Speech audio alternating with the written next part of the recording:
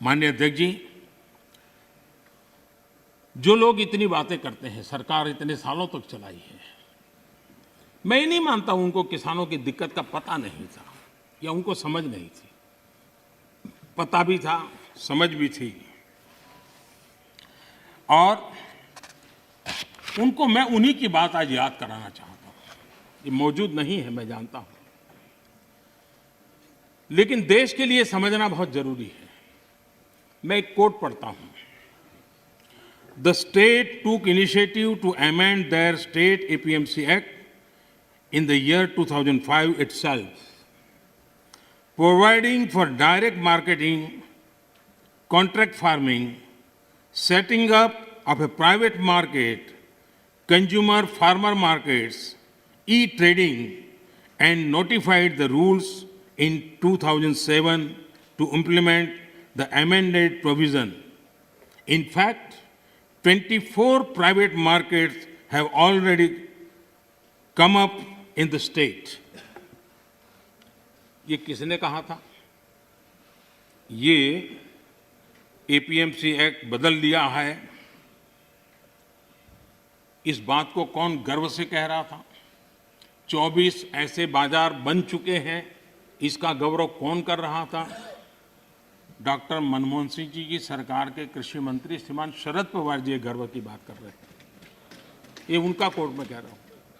अब आज एकदम से उल्टी बात कर रहे हैं, और इसलिए शक होता है कि आखिरकार आप किसानों को भ्रमित करने के लिए रास्ता क्यों चुना है?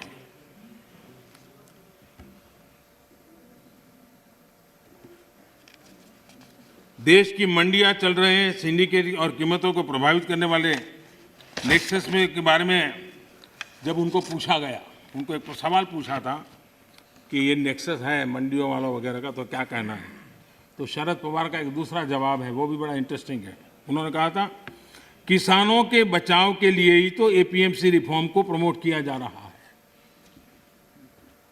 ताकि किसानों को एपीएमसी मंडियों का विकल्प मिले। जब ज्यादा व्यापारी रजिस्टर होंगे तब स्पर्धा बढ़ेगी और मंडी में सांठगांठ इससे खत्म होगी। ये बात उन्होंने कही है, और इसलिए मैं समझता हूं कि इन बातों को हमने समझना होगा।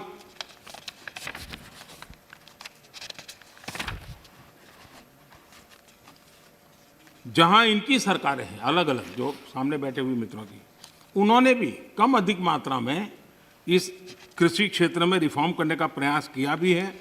और हम तो वो हैं जिन्होंने 1500 कानून खत्म किए थे।